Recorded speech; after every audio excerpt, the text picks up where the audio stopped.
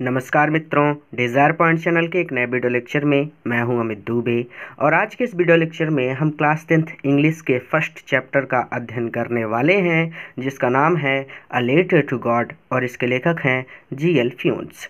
Chapter में आगे बढ़ने से पहले मैं आपसे एक छोटा सा प्रॉमिस करता हूं कि जब ये वीडियो लेक्चर कंप्लीट होगा तो आपके लिए ये चैप्टर धुआं होने वाला है। यानी बहुत ही बारीकी से और बहुत ही आराम से मैं आपको ये चैप्टर पढ़ाने वाला हूँ। और आज के बाद इस चैप्टर में आपको 1% भी डाउट नहीं रहेगा। पूरा चैप्टर बहुत ही ज़्यादा इजी हो जाएगा हमेशा के लिए। चलिए अपनी कहानी में सबसे पहले बात करते हैं अध्याय के नाम की। यानी क्या नाम है? A letter to God. तो लेटर शब्द से आप सभी परिचित हैं। लेटर का मतलब होता है पत्र, गॉड मतलब ईश्वर, यानी ईश्वर के लिए पत्र। और इसके लेखक हैं जी.एल. फ्यून्स। तो चलिए हम अपनी कहानी में आगे चलते हैं। देखिए, अबाउट द ऑथर और अबाउट द लेसन। मैं आपको अबाउट द लेसन एक साधारण सी भाषा में बता दूं कि इस कहानी का जो हीरो है उसका नाम है लेंचो, ठीक है। और लेंचो के माध्यम से लेखक ने इस कहानी में ईश्वर के प्रति अटूट विश्वास प्रदर्शित करने का प्रयास किया है, ठीक है। और अबाउट द ऑथर आप तो जानते हैं ऑथर कौन है? जी.एल. फ्यून्स, ठीक है। अब आगे थोड़ा सा बढ़ें तो बिफोर यू रीड आता है। देखिए, बहुत बार बच्चे कंफ्यूज हो जाते हैं कि इससे भी प्रश्न पूछा जाता है। ऐसा नहीं है, इससे कहीं से भी प्रश्न पूछा नहीं जाता। बिफोर यू रीड मतलब एक तरह से अबाउट द लेसन ही है। मतलब यहाँ पर आपको चैप्टर से अवगत कराने का प्रयास किया जाता है, ठीक है। तो चलिए मैं पढ़ा देता हूँ क्योंकि इसको छोड़ना नहीं है, पढ़ लेते हैं। कहते हैं कि देसे लोग कहते हैं फेथ की विश्वास कैन मूव माउंटेन्स, पर्वतों को भी हिला सकता है। लोग कहते हैं कि विश्वास पर्वतों को भी हिला सकता है। But what should we put our faith in. But what, लेकिन ऐसी कौन सी चीज़ है, शुड वी पुट, जिसमें हमें आवर फेथ, अपना विश्वास, इन, यानी ऐसी कौन सी चीज़ है जिसमें हमें विश्वास करना चाहिए। दिस इज़ द क्वेश्चन, यही प्रश्न है। दिस स्टोरी, जिसका ये कहानी डेलिकेटली पोशेस, शानदार ढंग से उत्तर देती है। यानी इस कहानी के माध्यम से इसी प्रश्न का उत्तर शानदार ढंग से दिया गया है। लेंचो, मैंने बताया ना आपकी कहानी का हीरो कौन है? लेंचो।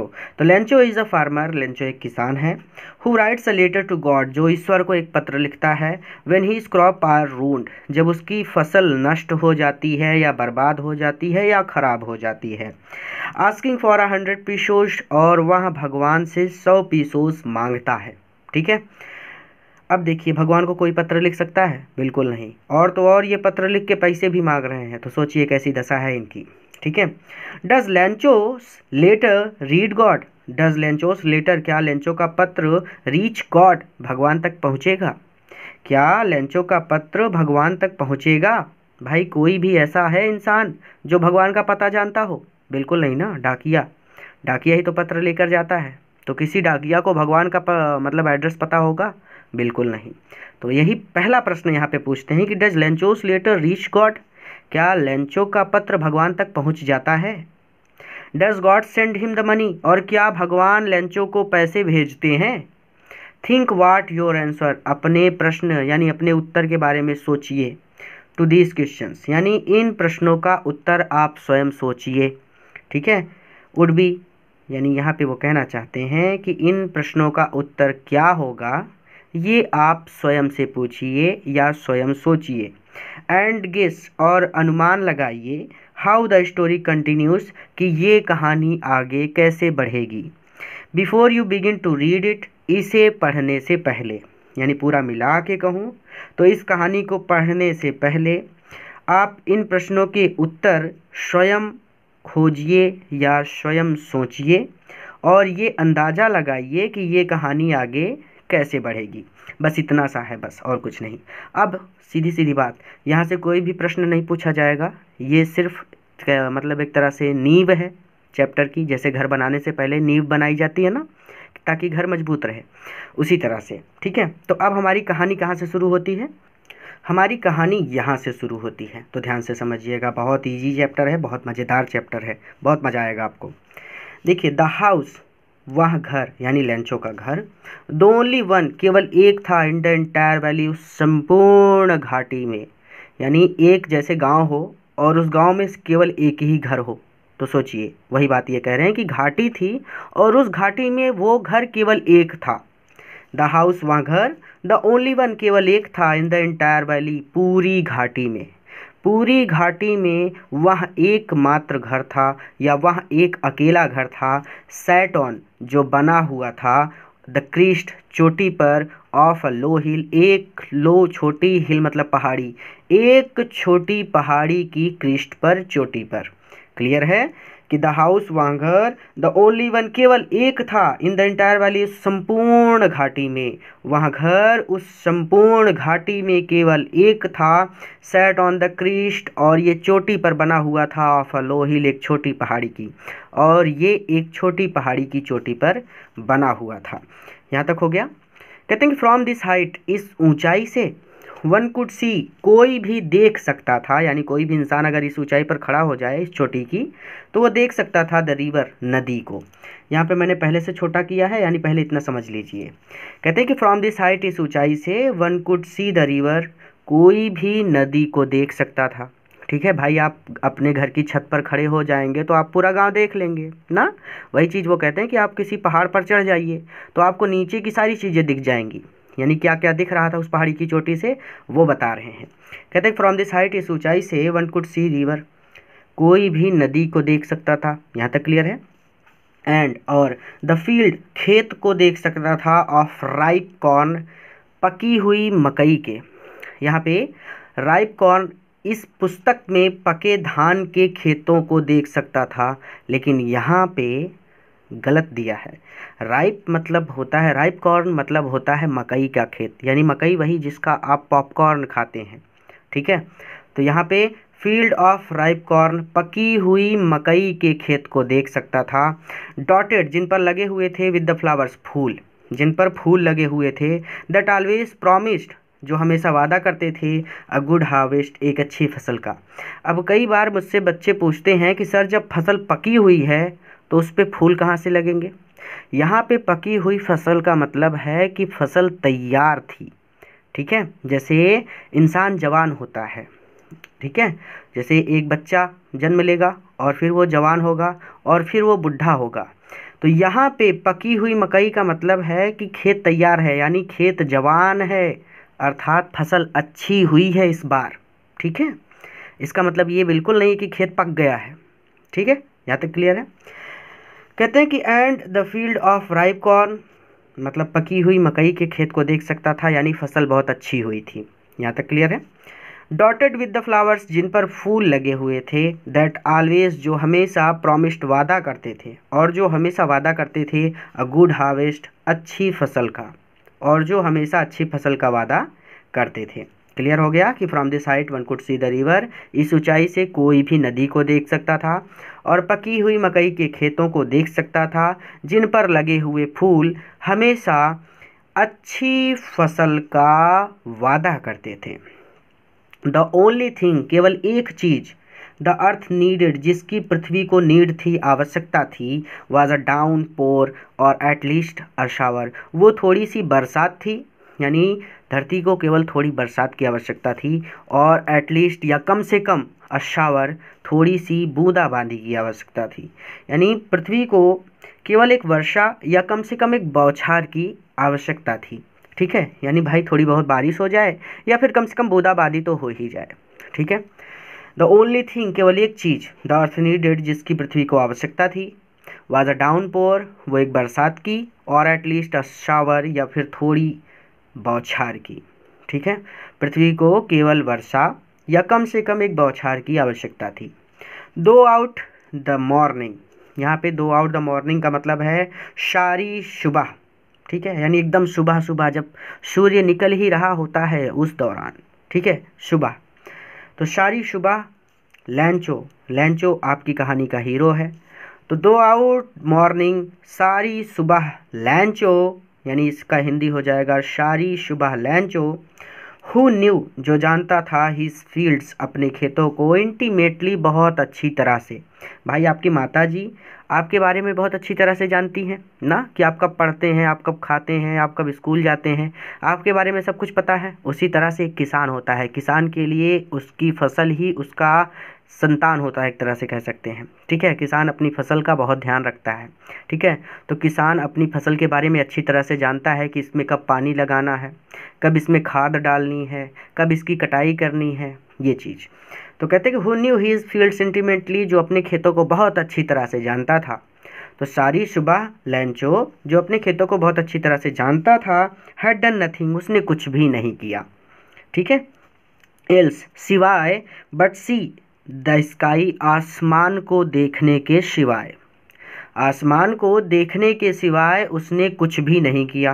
पहले इतना समझ लीजिए, फिर मैं आगे पढ़ाऊंगा। ठीक है, तो had done nothing else but see the sky, आकाश को, आसमान को देखने के सिवाय उसने कुछ भी नहीं किया।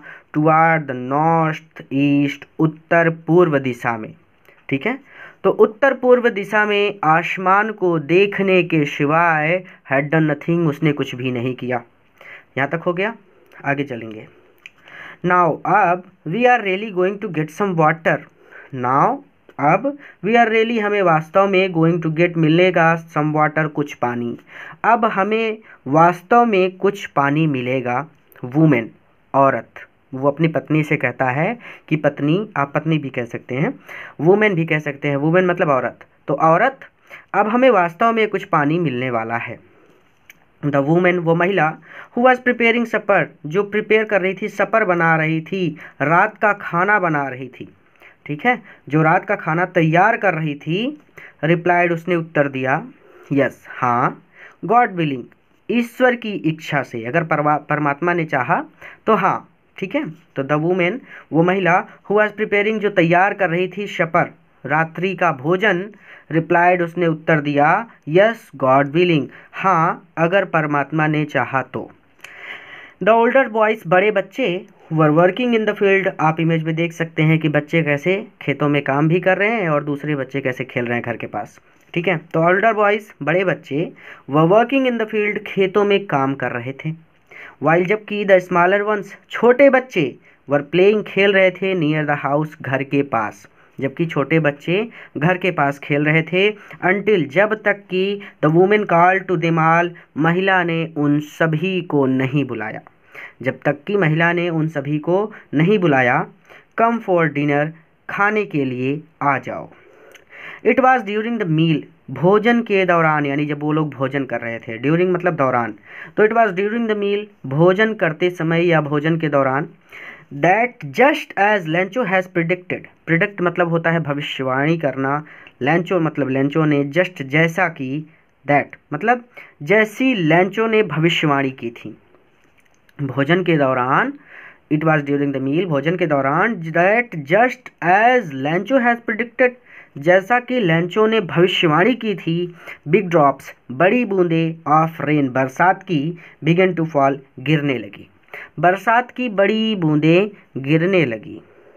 इन द नॉर्थ ईस्ट, उत्तर पूर्व में, ह्यूज माउंटेन्स, विशाल पर्वत, ऑफ क्लाउड्स, बादलों के, कुड बी सीन, दिख रहे थे, अप्रोचिंग, आते हुए। उत्तर पूर्व में, उत्तर पूर्व दिशा में, आप ऐसे भी कह सकते हैं उत्तर पूर्व दिशा में, कि इन द नॉर्थ ईस्ट, उत्तर पूर्व दिशा में, बड़े बड़े पर्वत, ऑफ क्लाउड्स, बादलों के, यानी बादलों के बड़े बड़े पर्वत, कुड बी सीन अप्रोचिंग, आते हुए दिख रहे थे। द एयर वाज फ्रेश, हवा ताज़ी थी, एंड स्वीट, और मनोहर थी। हवा ताज़ी या मनोहर थी, या फिर आप कह सकते हैं कि हवा ताज़ी और मधुर थी, जैसा आपको ठीक लगे। तो हवा ताज़ी और मधुर थी। The man went out, the man, लैंचो की बात हो रही है कि द मैन यानी लैंचो, वेंट आउट, बाहर गया, फॉर नो अदर रीज़न, किसी दूसरे कारण से नहीं, यानी कहते हैं कि द मैन वेंट आउट, व्यक्ति बाहर गया, यानी लैंचो बाहर गया, for no other reason than to have the pleasure, खुशी को, प्लीज़र को महसूस करने के लिए, ऑफ फीलिंग, यानी खुशी को महसूस करने के लिए, द रेन, बरसात की, ऑन हिज बॉडी, अपने शरीर पर, यानी लैंचो रेन, बरसात की खुशी को महसूस करने के लिए अपने शरीर पर, वेंट आउट, बाहर गया, यानी लैंचो बरसात की खुशी को अपने शरीर पर महसूस करने के लिए वेंट आउट, बाहर गया। क्लियर हो गया? मैंने 3 बार बताया आपको कि लैंचो यानी वह व्यक्ति बरसात के आनंद आनंद को, प्लीजर मतलब आनंद, बॉडी अपने शरीर पर फील महसूस करने के लिए वेंट आउट बाहर गया या बाहर आ गया। ठीक है, यानी व्यक्ति अपने शरीर पर वर्षा के आनंद का अनुभव करने के लिए बाहर आ गया। ठीक है, फिर से मैं बताऊं आपको कि द मैन यानी वह व्यक्ति, वेंट आउट मतलब बाहर जाना, फॉर नो अदर रीज़न यानी इसका कहने का मतलब है किसी दूसरे कारण से नहीं, यानी वो कहना चाहती है कि बरसात की बूंदों को महसूस करने के लिए। Than to have pleasure, pleasure मतलब खुशी, आनंद, फीलिंग मतलब महसूस करना, और रेन मतलब बरसात, ऑन हिज बॉडी मतलब अपने शरीर पर।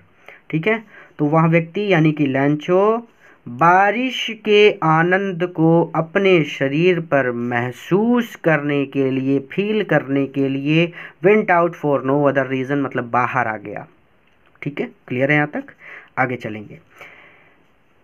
व्हेन ही रिटर्न, और जब वो वापस लौटा, ही एक्सक्लेम्ड तो उसने कहा, व्हेन ही रिटर्न जब वो वापस गया यानी घर में गया, ही एक्सक्लेम्ड तो उसने कहा, दीज आरंट रेन ड्रॉप्स, ये बरसात की बूंदें नहीं हैं, और नॉट है ये। ठीक है, तो दीज आरंट ये नहीं है, रेन मतलब बरसात की, ड्रॉप्स मतलब बूंदें, ये बरसात की बूंदें नहीं हैं, फॉलिंग फ्रॉम द स्काई जो आसमान से गिर रही हैं, ये जो आसमान से गिर रही हैं ये बरसात की बूंदें नहीं हैं।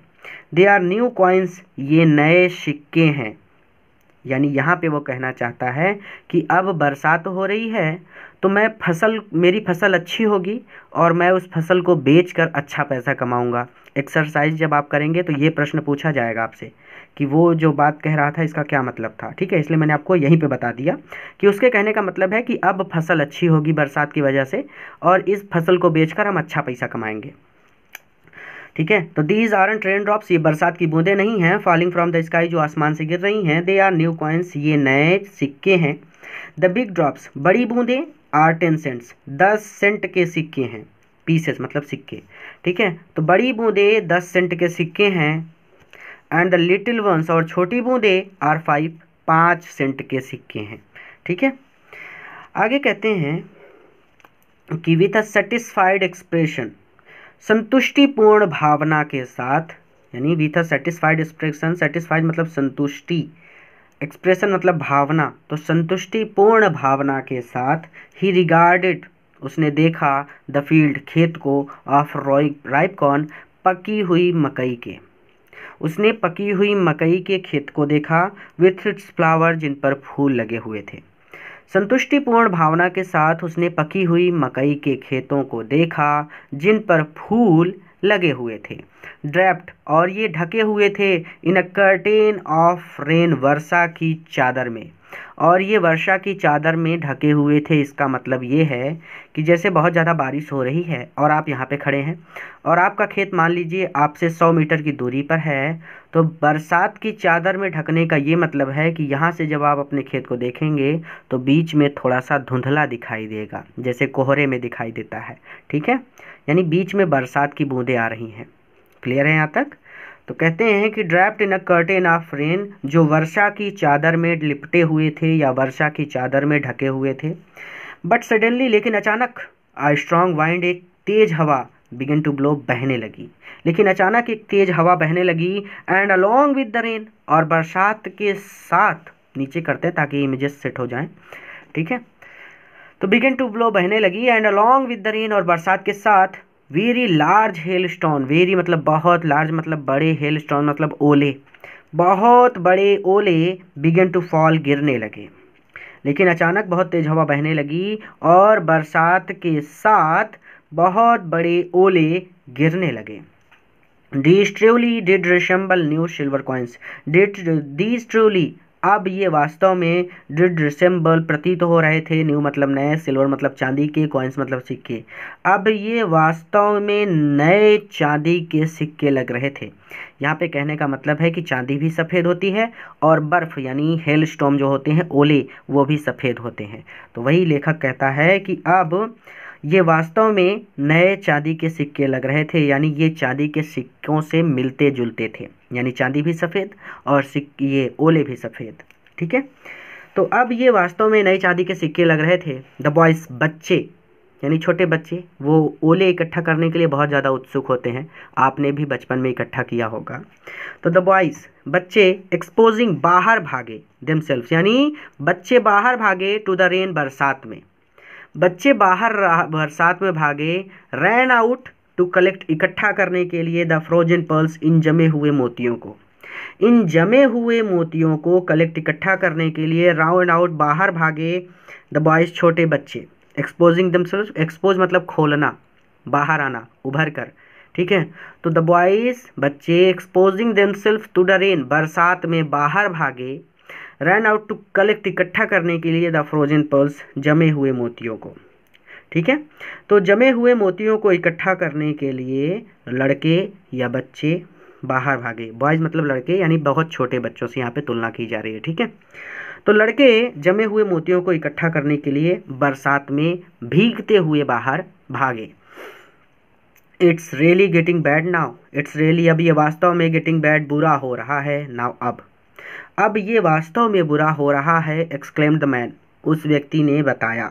उस व्यक्ति ने बताया यानी लेंचो ने बताया कि अब ये वास्तव में बुरा हो रहा है भाई, बरसात की ज़रूरत थी, ये तो ओले पड़ने लगे।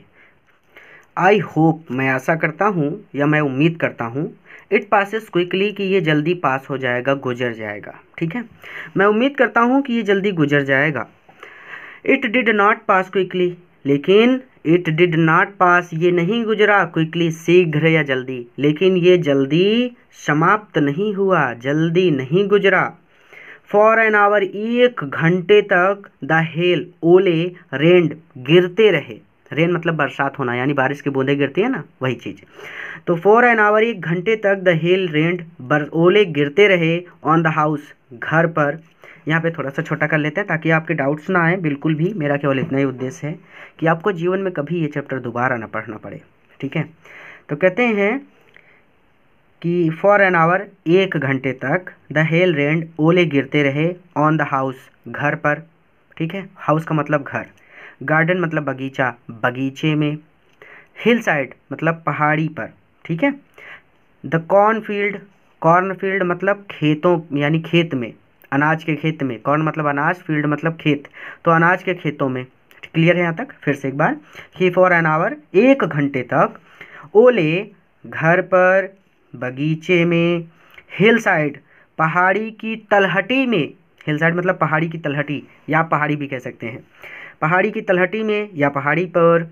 द कॉर्न फील्ड, अनाज के खेत में, रेंड गिरते रहे, ऑन द होल, और संपूर्ण वैली, घाटी में, और संपूर्ण घाटी में गिरते रहे, यानी कहने का मतलब है कि फॉर एन आवर, एक घंटे तक ओले बरसते रहे या गिरते रहे, घर पर, बगीचे में, पहाड़ी की तलहटी में, अनाज के खेतों पर, एंड ऑन द होल, और उस संपूर्ण वैली में, उस संपूर्ण घाटी में। यानी एक घंटे तक ओलों की बरसात घर, बगीचा, पहाड़ी की तलहटी, अनाज के खेत और संपूर्ण घाटी में होती रही।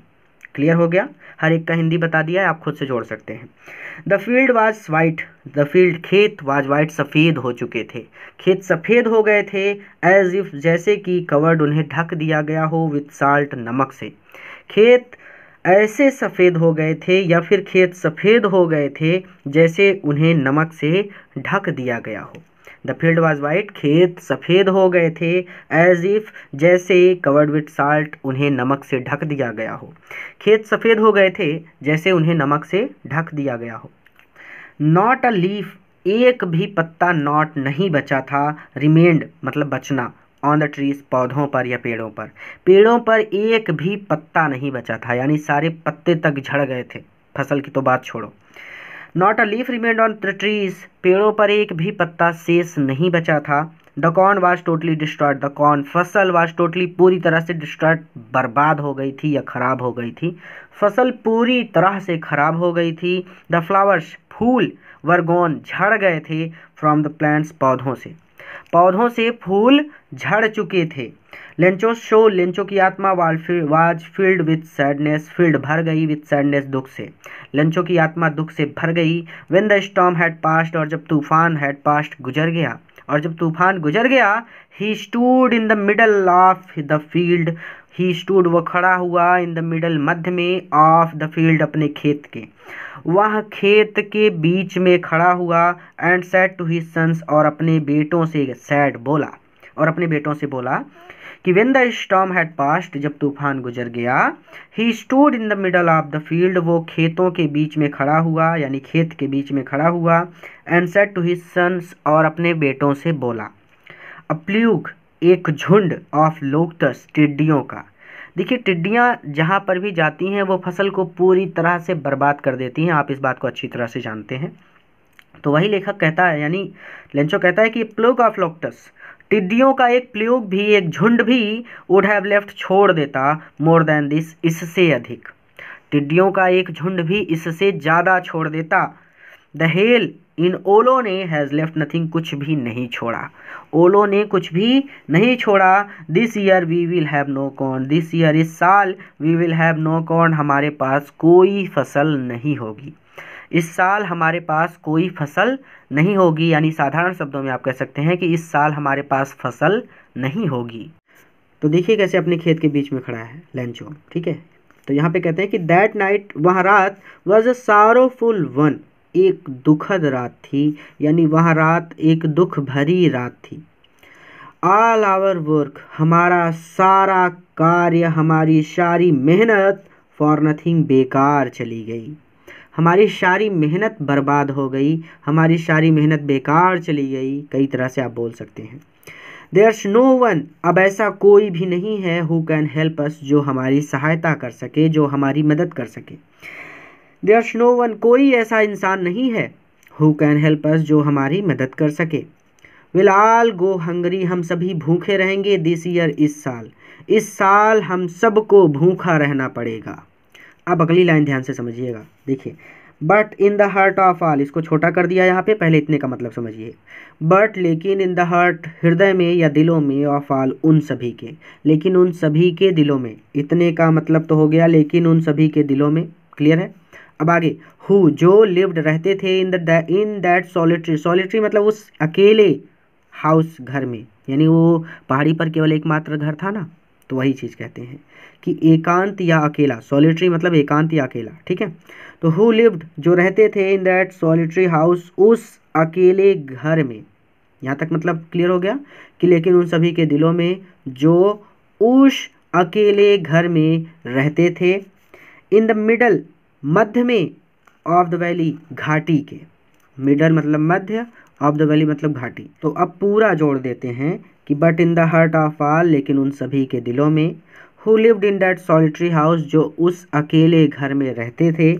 In the middle of the valley, जो घाटी के मध्य में स्थित था, यानी जो घाटी के मध्य में बना हुआ था, ठीक है। There was a single hope, केवल एक आशा बची थी, केवल एक आशा थी, हेल्प फ्रॉम गॉड, ईश्वर से सहायता, यानी हेल्प फ्रॉम गॉड मतलब ईश्वर से सहायता।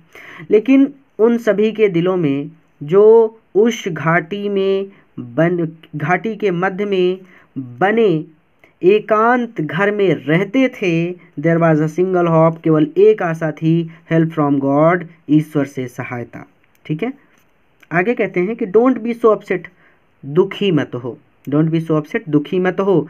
इवन दो, भले ही ऐसा लगता है, दिस सीम्स, यानी भले ही ऐसा लगता है, लाइक अ टोटल लॉस, कि सब कुछ बर्बाद हो गया, भले ही ऐसा प्रतीत होता है कि सब कुछ बर्बाद हो गया। रिमेंबर, याद रखो, no one dies of hunger, कोई भी भूख से नहीं मरता, no one dies of hunger, कोई भी भूखा नहीं मरता। दैट्स वॉट दे से, दैट्स वाट, और यही, दे से, उन सब ने कहा, और यही उन सब ने कहा, यानी जब उसने, लेंचो ने कहा कि कोई भी भूखा नहीं मरता, तो उसके परिवार के सभी लोगों ने यही कहा कि no one dies of hunger, कोई भी भूख से नहीं मरता। तो दैट्स वॉट दे से, और यही बात उन सभी ने कही, no one dies of hunger, कोई भी भूख से नहीं मरता। ऑल दो नाइट, पूरी रात, ऑल थ्रू द नाइट, पूरी रात, लेंचो थॉट, लेंचो ने सोचा, only of his one hope, only, केवल, ऑफ हिज, अपनी, वन मतलब एक, होप मतलब आशा के बारे में। तो पूरी रात लेंचो ने अपनी केवल एक आशा के बारे में सोचा, द हेल्प फ्रॉम गॉड, ईश्वर से सहायता, यानी उसकी एकमात्र आशा क्या थी? ईश्वर से सहायता। हुज आइज, जिसकी आंखें, as he had been instructed, जैसा कि उसे इंस्ट्रक्ट किया गया था, जैसा कि उसे बताया गया था, यानी उसने धर्म गुरुओं को, पुजारियों को, साधुओं को ऐसा बोलते हुए सुना था कि ईश्वर की आंखें सब कुछ देखती हैं। ठीक है, तो वही यहाँ पे वो कहता है कि द हेल्प ऑफ गॉड, भगवान की सहायता, हुज आइज, जिसकी आंखें, as he had been instructed, instruct का मतलब होता है जैसा कि उसे बताया गया था। ठीक है, तो जैसा कि उसे बताया गया था, सी एवरीथिंग, सब कुछ देखती हैं। तो पूरा जोड़ के ऐसे कह सकते हैं कि जिसकी आंखें, जैसा कि उसे बताया गया था, शी एवरीथिंग, सब कुछ देखती हैं, यानी भगवान से कुछ भी छुपा नहीं है। इवन, यहाँ तक कि वाट इज डीप, क्या अंदर छुपा हुआ है, इन वंस कॉन्साइंस, किसी इंसान के, यहाँ तक कि जो इंसान के अंदर छुपा हुआ है उसे भी ईश्वर की आंखें देखती हैं। इवन, यहाँ तक कि ईश्वर की आंखें देख लेती हैं। What is deep in one's conscience, जो इंसान के कॉन्साइंस अंदर छुपा हुआ है, यानी यहाँ तक कि ईश्वर की आंखें इंसान के अंदर छुपी चीज़ों को भी देख लेती हैं। क्लियर है यहाँ तक? Lencho was an ox, Lencho was an ox, एक बैल था, ऑफ अ मैन, एक इंसान के रूप में। लेंचो इंसान के रूप में एक बैल था। Working like an animal, animal जानवरों की तरह वर्क करता था, काम करता था, जो जानवरों की तरह काम करता था, इन द फील्ड्स, खेतों में। तो Lencho was an ox, Lencho एक बैल था, ऑफ अ मैन, एक इंसान के रूप में। लेंचो इंसान के रूप में एक बैल था, working like an animal in the field, और वह खेतों में जानवरों की तरह वर्क करता था, काम करता था। बट स्टिल, लेकिन फिर भी, ही न्यू, वो जानता था, हाउ टू राइट, लिखना, लेकिन फिर भी वो लिखना जानता था। द फॉलोइंग संडे, अगले रविवार को, एट डे ब्रेक, सुबह सुबह, अगले रविवार को सुबह सुबह, he began to write a letter, he began, उसने शुरू किया, टू राइट, लिखना, अ लेटर, एक पत्र, उसने एक पत्र लिखना शुरू किया। अगले रविवार को, एट डे ब्रेक, सुबह सुबह, he began to write a letter, उसने एक पत्र लिखना शुरू किया। क्लियर हो गया? विच, जिसे, ही हिमसेल्फ, वह स्वयं, वुड कैरी, ले जाएगा, टू टाउन, कस्बे तक, जिसे वह स्वयं कस्बे तक ले जाएगा, and place in the mail, और मेल में, डाक में डालेगा। मेल बॉक्स आपने देखा होगा, एक लाल रंग का डब्बा, आपने देखा होगा कि बहुत सारी जगहों पर ऐसा रखा रहता है, अगर नहीं देखा तो आप इमेज में देख सकते हैं। ठीक है, तो he began to write a letter, उसने एक पत्र लिखना शुरू किया, विच ही हिमसेल्फ, जिसे वो स्वयं वुड कैरी, ले जाएगा, टू टाउन, कस्बे तक, and place in the mail, और डाक में डालेगा। It was nothing less than a letter to God, it was nothing, ये कुछ भी नहीं था, less than a letter to God, ईश्वर के लिए पत्र के, लेस मतलब कम, तो ईश्वर के लिए या परमात्मा के लिए लिखे गए पत्र से less, come, it was nothing, ये कुछ भी नहीं था। ठीक है, तो ईश्वर के लिए लिखे गए पत्र से कम ये कुछ भी नहीं था। It was nothing less than a letter to God, यानी ईश्वर के लिखे गए पत्र, ईश्वर के लिए लिखे गए पत्र से कम ये कुछ भी नहीं था, यानी इसमें केवल उसने ईश्वर के लिए एक पत्र लिखा था।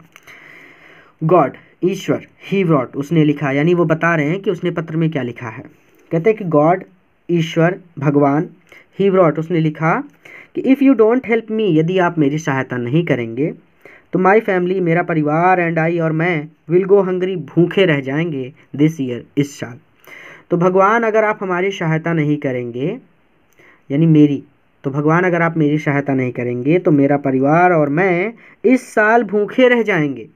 आई नीड 100 पीसोज, मुझे 100 पीसोज की आवश्यकता है, in order to sow my field, again, sow मतलब बोना, बुआई करने के लिए, माई फील्ड, अपने खेतों को, अगेन, दोबारा, अपने खेतों को दोबारा बोने के लिए, आई नीड 100 पीसोज, मुझे 100 पीसोज की आवश्यकता है, एंड टू लिव, और जिंदा रहने के लिए, अंटिल द क्रॉप कम्स, जब तक कि फसल तैयार नहीं हो जाती, और जब तक फसल तैयार नहीं हो जाती, यानी यहाँ पे वो कह रहा है कि आई नीड 100 पीसोज, मुझे 100 पीसोज की आवश्यकता है, in order to sow my field again, ताकि मैं अपने खेतों को दोबारा बो सकूं, and to live until the crop comes, और फसल तैयार होने तक, फसल आने तक, लिव, जिंदा रह सकूं। ठीक है। बिकॉज द हेल स्टॉर्म्स, क्योंकि ओलों ने, इतना लिखने के बाद डैश डैश कर दिया उसने, यानी यहाँ पे लेखक ने डैश डैश कर दिया क्योंकि वो जानते हैं कि हम सबको पता है कि ओलों ने उसकी फसल को बर्बाद कर दिया है। तो ही रोट, उसने लिखा, टू गॉड, ईश्वर के लिए, ऑन द एनवलॉप, लिफाफे पर। भाई लिफाफा जिसे फाड़कर आप अंदर से पत्र बाहर निकालते हैं, आपने देखा होगा, तो ऊपर का जो कागज होता है उसको लिफाफा बोलते हैं। तो ही रोट, उसने लिखा, टू गॉड, ईश्वर के लिए, ऑन द एनवलॉप, लिफाफे पर, उसने लिफाफे पर लिखा टू गॉड, ईश्वर के लिए। पुट द लेटर इनसाइड, यानी लेटर जो पत्र था उसको इनसाइड रखा, यानी लिफाफे में डाला, पत्र को लिफाफे में डाला।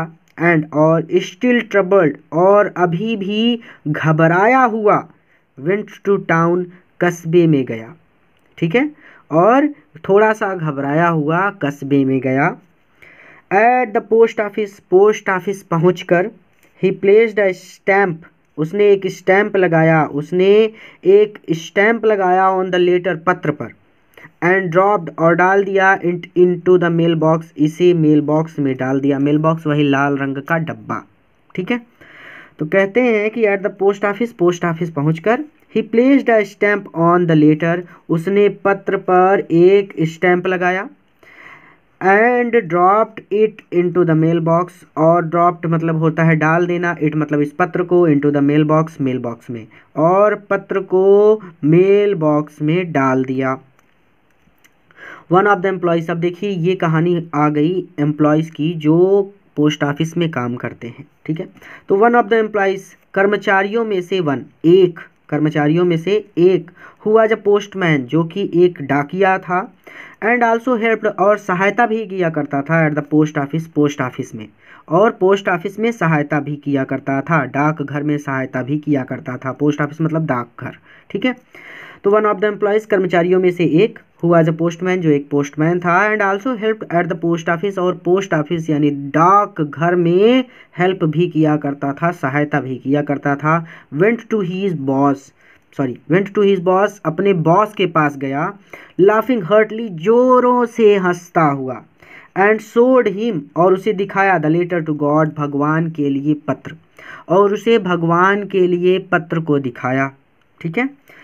तो वेंट टू हिज बॉस, अपने बॉस के पास जोरों से हंसता हुआ गया, और बॉस को यानी उसे भगवान के लिए लिखे गए पत्र को दिखाया।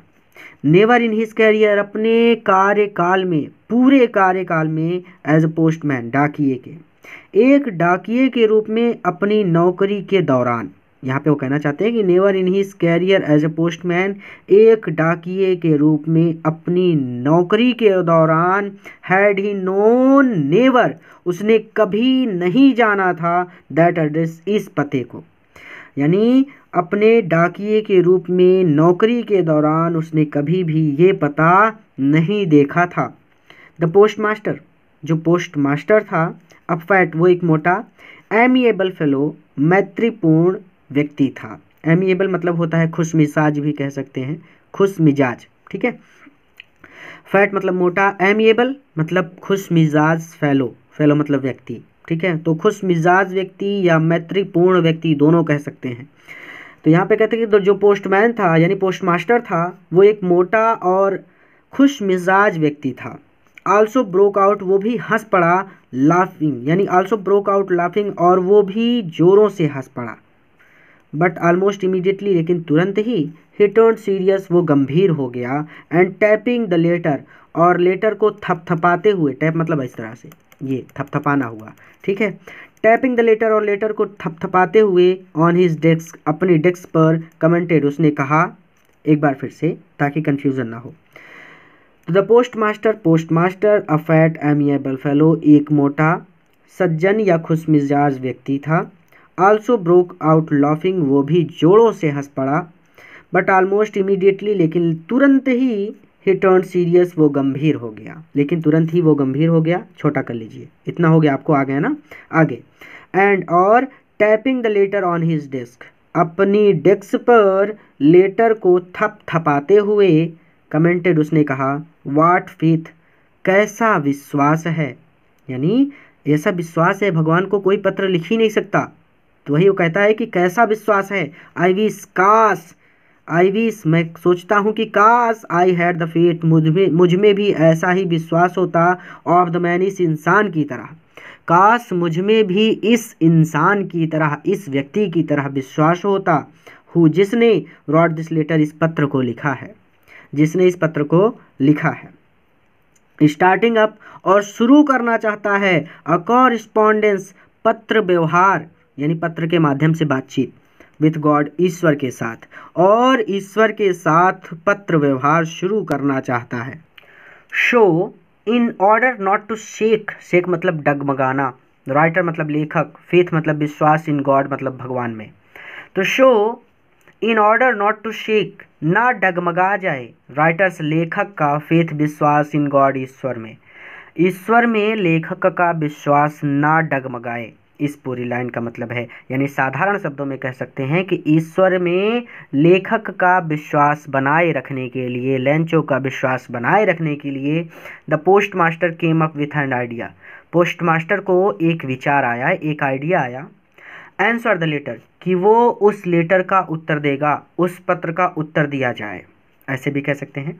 तो कहते हैं कि so in order not to shake writer's faith in God, परमात्मा में या ईश्वर में लेखक का विश्वास ना डगमगा जाए, इसलिए the post master came up with an idea, post master के दिमाग में एक विचार आया, आंसर द लेटर, कि पत्र का उत्तर दिया जाए। But when he opened it, but लेकिन व्हेन ही, जब उसने यानी पोस्ट मास्टर ने, ओपनड इट, इस पत्र को खोला, लेकिन जब उसने इस पत्र को खोला तो इट वाज एविडेंट, तो ये स्पष्ट हो गया, दैट टू आंसर इट, कि इसका उत्तर देने के लिए, ही नीडेड समथिंग मोर, उसे कुछ और चाहिए, देन गुडविल, अच्छी सद्भावना के, इंक कागज स्याही के, एंड पेपर और कागज के। नहीं समझ में आया। अब देखिए, so in order not to shake writer's faith in God, यहाँ पे इसको छोटा कर लीजिए, तो इतने का, केवल इतने का मतलब है कि लेखक का विश्वास ईश्वर में बनाए रखने के लिए, the post master came up with an idea, post master के दिमाग में एक विचार आया, आंसर द लेटर, की पत्र का उत्तर दिया जाए। आपको इतना आ गया ना, तो हम इसको इतना छोटा कर लेते हैं, वैसे भी यहाँ पे फुल स्टॉप लगाया तो छोटा करने की ज़रूरत नहीं है।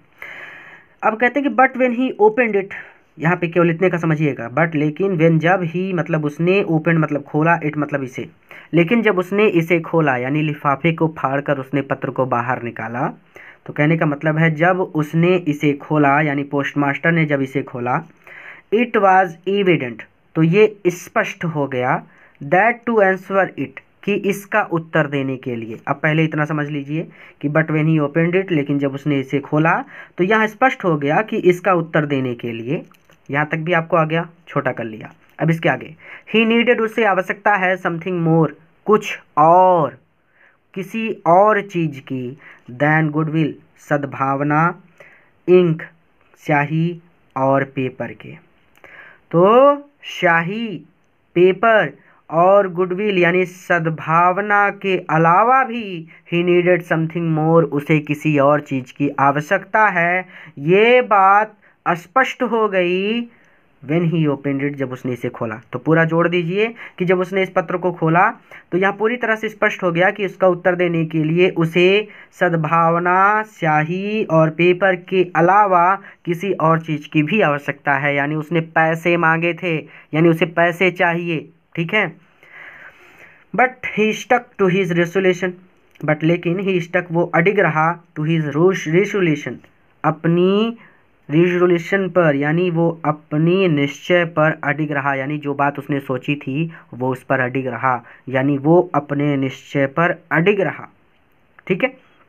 देखिए, जब भी कोई अच्छा काम करने का आप सोचें तो उस पर टिक जाइए, ठीक है। हमेशा अच्छे काम को करने का प्रयास करना चाहिए और बुरे काम को हमेशा कल पर टाल देना चाहिए, ठीक है। तो इस बात को हमेशा याद रखिएगा।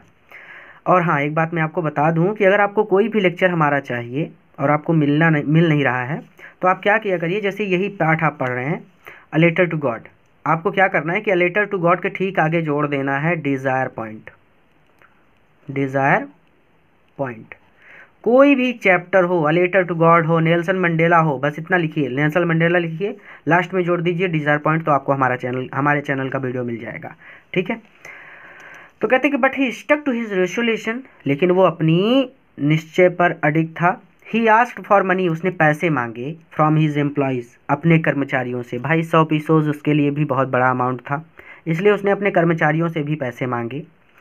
ही हिमसेल्फ, उसने स्वयं गिव दिया पार्ट ऑफ हिज सैलरी, अपनी सैलरी, अपनी तनख्वाह का कुछ हिस्सा उसने खुद अपनी सैलरी का कुछ हिस्सा दिया। एंड सेवरल फ्रेंड्स, अपने बहुत सारे मित्रों से, एंड मतलब और सेवरल फ्रेंड्स मतलब अपने बहुत सारे मित्रों से, और अपने बहुत सारे मित्रों से, ऑफिस आगे भी तो जुड़ा है कि ऑफिस, और अपने बहुत सारे मित्रों से, और ऑब्लाइज्ड, उसने कहा टू गिव, कि वो दें, समथिंग कुछ, कि वो भी कुछ दान दें, for an act of charity, दान के रूप में। यानी यहाँ पे सीधे सीधे कहें कि but he stuck to his resolution, वो अपनी निश्चय पर अडिग था। He ask for money from his employees, उसने अपने कर्मचारियों से पैसे मांगे। He himself gave part of his salary, उसने स्वयं अपनी तनख्वाह का कुछ हिस्सा दिया। And several friends of his, और अपने बहुत सारे मित्रों से, were obliged to give something, obliged उसने कहा टू गिव समथिंग, कि वो भी कुछ दें, for an act of charity, दान के रूप में। ठीक है, दान के रूप में वो भी कुछ दें। It was impossible for him, it was impossible, उसके लिए ये असंभव था, फॉर हिम मतलब उसके लिए ये असंभव था, टुगेदर इकट्ठा कर पाना, द 100 पीसोज, 100 पीसोज, 100 पीसोज इकट्ठा कर पाना उसके लिए असंभव था। सो इसीलिए he was able to send, वो भेज सका, द फार्मर, किसान को, ओनली अ लिटिल, थोड़ा सा ज़्यादा, मोर देन हाफ, आधे से।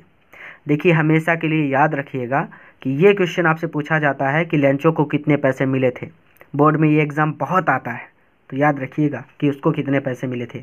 ये आगे बताएंगे कितना मिला है, लेकिन यहाँ पे समझिए कि he was able to send, वो भेज सका, द फार्मर, किसान को, only a little more than half, आधे से थोड़ा ज़्यादा। इसीलिए वह उस किसान को आधे से थोड़ा ज़्यादा ही पैसा भेज सका। ही पुट द मनी, उसने पैसों को रखा, इन एन एनवलॉप, एक लिफाफे में, उसने पैसों को एक लिफाफे में रखा। एड्रेस टू लेंचो, उस पर लेंचो का पता लिखा, यानी लिफाफे पर लेंचो का पता लिखा। एंड विथ इट, और इसके साथ, अ लेटर, एक पत्र रखा, कंटेनिंग ओनली सिंगल वर्ड, जिस पर केवल एक शब्द लिखा था, एज अ सिग्नेचर, हस्ताक्षर के रूप में, गॉड, ईश्वर। ठीक है, तो कहते हैं कि he put the money in an envelope, उसने एक लिफाफे में पैसों को रखा। एड्रेस टू लेंचो, लिफाफे के ऊपर लेंचो का पता लिखा। एंड विथ अ लेटर, और पैसों के साथ एक पत्र रखा, वो containing only a single word, जिस पर केवल एक शब्द लिखा था, एज अ सिग्नेचर, सिग्नेचर के रूप में, गॉड, ईश्वर। यानी एक बार सीधे सीधे शब्दों में अगर मैं आपको समझाऊं तो he put money in an envelope, उसने पैसों को एक लिफाफे में रखा।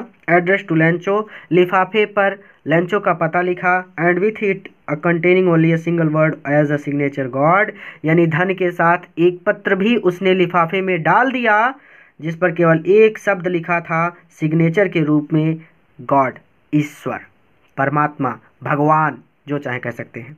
द फॉलोइंग संडे, अगले रविवार को, Lencho came a bit earlier, Lencho came, Lencho आ गया, अ बिट अर्लियर, थोड़ा जल्दी, देन यूजुअल, टू आस्क, पूछने के लिए, if there was a letter, कि क्या कोई पत्र आया है, फॉर हिम, उसके लिए। अगले रविवार को लेंचो थोड़ा जल्दी यह पूछने के लिए आ गया कि क्या उसके लिए कोई पत्र आया है।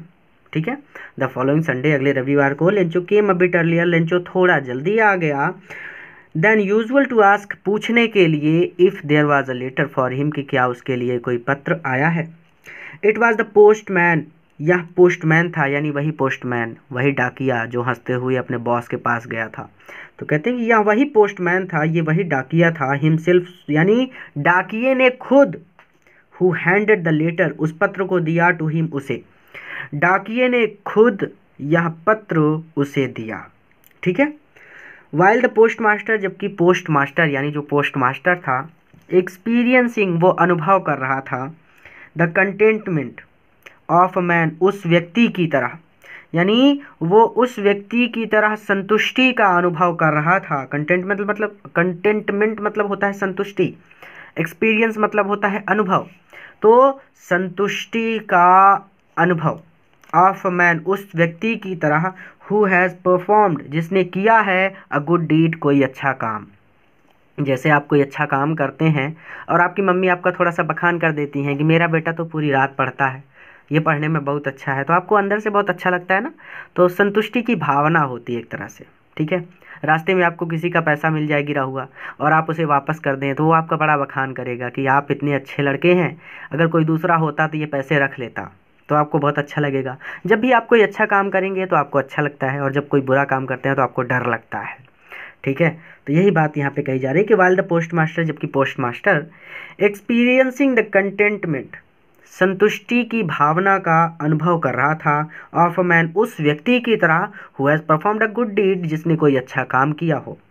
लुक्ड, और वो देख रहा था, ऑन फ्रॉम हीज ऑफिस, अपने ऑफिस से, और वो अपने दफ्तर से, अपने ऑफिस से देख रहा था, यानी वो देख रहा था, जैसा कि आप इमेज में देख सकते हैं कि वो कैसे देख रहा है एक इंसान, ठीक है। लेंचो सोड not the slightest surprise, Lencho ने सोड नहीं दिखाया, नॉट अ स्लाइटेस्ट सरप्राइज, यानी थोड़ा सा भी आश्चर्य, लेंचो थोड़ा सा भी आश्चर्यचकित नहीं हुआ। ऑन सीइंग द मनी, पैसों को देखकर लेंचो थोड़ा भी आश्चर्यचकित नहीं हुआ। सच वाज हिज कॉन्फिडेंस, ऐसा उसके विश्वास के कारण था, यानी उसकी आस्था इतनी दृढ़ थी, यानी उसे लगा कि भगवान ने ही पैसे भेजे हैं, तो उसकी इतनी दृढ़ आस्था थी। बट ही बिकेम एंग्री, लेकिन वो गुस्सा हो गया। When he counted the money, जब उसने पैसों को गिना, काउंट मतलब गिनना, मनी मतलब पैसे, लेकिन जब उसने पैसों को गिना तो वो गुस्सा हो गया। God could not have made a mistake, God Ishwar could not have made a mistake, गलती नहीं कर सकते, ईश्वर गलती नहीं कर सकते। Nor could he have denied, और ना ही वो डिनाइड करेंगे, ना ही वो इनकार करेंगे लेंचो को, और ना ही वो लेंचो को इनकार करेंगे व्हाट ही हैड रिक्वेस्टेड, जो उसने मांगा है, ठीक है। तो जो उसने मांगा है उसके लिए वो इनकार भी नहीं करेंगे। भाई कहा गया ना कि आधे से थोड़ा ज़्यादा ही धन भेज सका, पूरा पैसा नहीं भेज सका, तो पैसों को जब गिना तो वो 100 पीसों से कम थे। तो वही वो कहता है कि God could not have made a mistake, ईश्वर कभी भी गलती नहीं कर सकते। Nor could he have denied, और ना ही वो कभी मना करेंगे लेंचो को व्हाट ही हैड रिक्वेस्टेड, जो उसने मांगा है, और जो लेंचो ने मांगा है उसके लिए वो लेंचो को मना भी नहीं करेंगे। इमीडिएटली, तुरंत ही, Lencho went up to the window, Lencho खिड़की के पास गया। देखिए कैसे ये खिड़की के पास आया है, इमेज यहाँ पे दी गई है। तो इमीडिएटली, तुरंत, Lencho went up to the window, Lencho खिड़की के पास गया। To ask for paper and ink, और पेपर और इंक आस्क मांगा, उसने कागज और स्याही मांगी, ठीक है। तुरंत लेंचो खिड़की के पास गया और उसने कागज और स्याही मांगी। On the public writing table, देखिए पब्लिक राइटिंग टेबल का मतलब होता है आम जनता की लेखन टेबल। अब तो फेसबुक और व्हाट्सएप का ज़माना आ गया है, तो आपको नहीं पता कि पब्लिक राइटिंग टेबल क्या होती है। तो आप ऐसे समझिए कि आपने देखा होगा कि बड़े बड़े हॉस्पिटल्स में, बड़े बड़े स्थानों पर वेटिंग रूम बनाया जाता है, जहाँ पर जाकर लोग इंतज़ार करते हैं, यानी उस स्थान पर जाकर मतलब आम जनता, कोई भी इंसान जितनी देर तक चाहे उतनी देर तक इंतज़ार कर सकता है किसी एक विशेष व्यक्ति से मिलने के लिए, ठीक है। तो वैसे पोस्ट ऑफिस में होती है पब्लिक राइटिंग टेबल, जिस पर कोई भी आम इंसान जा करके जितनी देर तक चाहे पत्र लिख सकता है, ठीक है। तो on the public writing table, आम जनता की लेखन टेबल पर, ही स्टार्टेड टू राइट, उसने लिखना शुरू किया। छोटा कर लेते हैं, अब हमको इस चैप्टर से लड़ाई नहीं करनी, हमको चैप्टर समझना है, ठीक है। तो यहाँ पर छोटा कर लिया, यानी इसका मतलब है कि यहाँ से यहाँ तक आपको आ गया है। इसके आगे चलने से पहले एक बार देख लीजिए कि तुरंत लेंचो खिड़की के पास गया और उसने पेपर और कागज स्याही मांगी, और आम जनता की लेखन टेबल पर ही स्टार्टेड टू राइट, उसने लिखना शुरू कर दिया। क्लियर है यहाँ तक? अब देखिए, with much wrinkle of his brow, with much wrinkling, wrinkle मतलब सिकुड़ना, तो सिकुड़ गई थी, ऑफ हिज ब्रोज, उसकी भौहें सिकुड़ गई थी। इसको भी छोटा कर लीजिए यहाँ पे, बस इतना समझ में आ गया आपको ना कि with much wrinkling of his brows, इसका मतलब है कि उसकी भौहें सिकुड़ गई थी। कॉज्ड बाई, और ऐसा इसलिए हुआ था क्योंकि द एफर्ट, वो प्रयास कर रही थी, he had to make to express, प्रदर्शित करने का, हीज आइडियाज़, उसके विचारों को। इसको भी छोटा कर लेते हैं, यहाँ से यहाँ तक कहने का मतलब कॉज्ड बाई ऐसा इसलिए हुआ था क्योंकि द एफर्ट, वो प्रयास कर रही थी, यानी भौहें प्रयास कर रही थी, he had to make to express, प्रदर्शित करने का, हीज आइडियाज़, उसके विचारों को, यानी वो अपने भावों के माध्यम से अपने विचारों को प्रदर्शित करने का प्रयास कर रहा था। यानी सीधे सीधे आप ऐसे कहेंगे कि ऐसा इसलिए हुआ था क्योंकि उसकी भावें उसके विचारों को प्रदर्शित करने का प्रयास कर रही थी। भाई कोई भी इंसान गुस्से में है या खुश है या परेशान है तो आप उसके चेहरे को देखने मात्र से ही ये बता दोगे कि ये इंसान खुश है, ये गुस्से में है, ये परेशान है। ठीक है, तो ये चीज़ यानी कहने का मतलब है कि इंसान के चेहरे से ही आप पता लगा सकते हैं कि वो क्या सोच रहा है। यहाँ पे यही बात कही गई है कि कॉज्ड बाय द एफर्ट, क्योंकि वो प्रयास कर रही थी, he had to make to express his ideas, उसके विचारों को प्रदर्शित करने का। अब यहाँ तक भी हो गया तो हम इसको भी छोड़ देंगे। अब आगे, व्हेन ही फिनिश्ड, जब उसने पत्र लिख लिया, he went to the window, वो खिड़की के पास गया। अब व्हेन ही फिनिश्ड, जब उसने पत्र पूरा लिख लिया, he went to the window, इसको भी यहाँ पर छोटा कर लेंगे कि वो खिड़की के पास गया। क्लियर है? छोटा इसलिए कर रहा हूँ ताकि आपको थोड़ा सा भी डाउट ना हो। मेरा केवल इतना ही उद्देश्य होता है हर लेक्चर में कि एक बार पढ़ने के बाद दोबारा पढ़ने की ज़रूरत ना पड़े। तो व्हेन ही फिनिश्ड, जब उसने अपना पत्र पूरा लिख लिया, he went to the window, वो खिड़की के पास गया, टू बाई अ स्टैम्प, और उसने एक स्टैम्प खरीदा, विच ही लिक्ड, जिसे उसने चाटा। टू बाई अ स्टाम्प, उसने एक स्टाम्प खरीदा, विच ही लिक्ड, जिसे उसने चाटा, एंड देन अफिक्स्ड, और फिर चिपका दिया, टू द एनवलॉप, लिफाफे पर।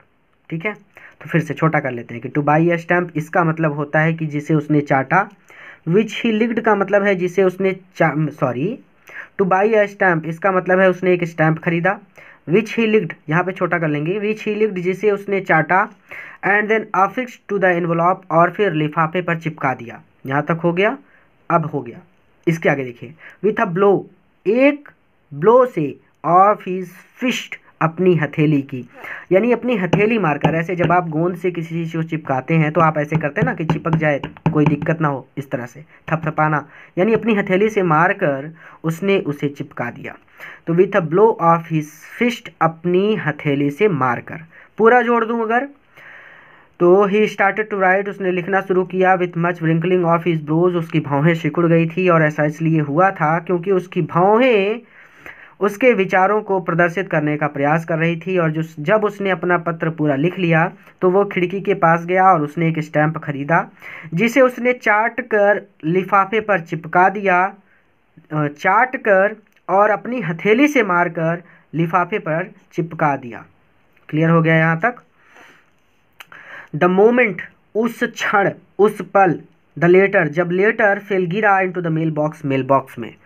जब लेटर मेल बॉक्स में गिरा, यानी जिस क्षण लेटर मेल बॉक्स में गिरा, जिस क्षण पत्र मेल बॉक्स में गिरा, द पोस्ट मास्टर, देखिए स्वयं पोस्ट मास्टर जा रहा है, डाकिया नहीं जा रहा, स्वयं post master. The post master, post master गया, वेंट टू ओपन इट, और इसे खोला। पोस्ट मास्टर गया और उसने इसे खोला। इट सैड, इसमें लिखा था, God, Ishwar, of the money, जो पैसा, दैट आई आस्क्ड, जो मैंने मांगा था, फॉर ओनली 70 पीसोज, केवल 70 पीसोज, रीच्ड मी, मुझे मिले हैं। याद रखिएगा, बोर्ड एग्जाम में कई बार पूछा जा चुका है ये प्रश्न कि लेंचो को कितने पैसे मिले थे, तो इसका आंसर है 70 पीसोज, 70 पीसोज। तो ठीक है यहाँ पे कि इट्स सैड, उस पत्र में लिखा था कि God, Ishwar, of the money, जो पैसा, दैट आई आस्क्ड फॉर, मैंने मांगा था, जो पैसा मैंने मांगा था, ओनली 70 पीसोज रीच्ड मी, उसमें केवल मुझे 70 पीसोज ही मिले हैं। भगवान, जो पैसा मैंने मांगा था उसमें मुझे केवल 70 पीसोज ही मिले हैं। सेंड मी द रेस्ट, बाकी का पैसा भी मुझे सेंड कर दीजिए, भेज दीजिए, बाकी का पैसा भी मुझे भेज दीजिए। सिंस, क्योंकि, I need it very much, मुझे इनकी बहुत ज़्यादा आवश्यकता है। ठीक है, send me the rest since I need it very much, मुझे बाकी के पैसे भी भेज दीजिए क्योंकि मुझे इनकी बहुत ज़्यादा आवश्यकता है।